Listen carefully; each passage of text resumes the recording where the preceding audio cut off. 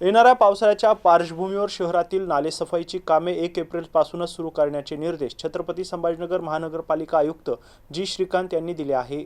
या संदर्भात आज स्मार्ट सिटी कार्यालयात नालेसफाईबाबत आढावा बैठक घेण्यात आली। या बैठकीत आयुक्तांनी विविध महत्त्वपूर्ण सूचना आणि निर्देश दिले आहेत।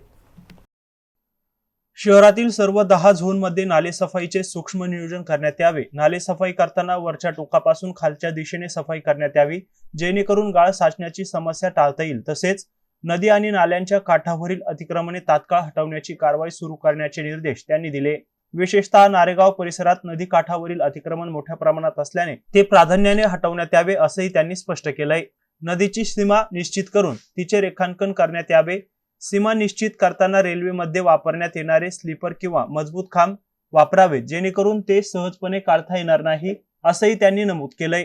नाले सफाई दरम्यान दररोज किती मीटर सफाई झाली याचा अचूक अहवाल सादर करण्याचे आदेश देखील संबंधित अधिकाऱ्यांना देण्यात आले आहे।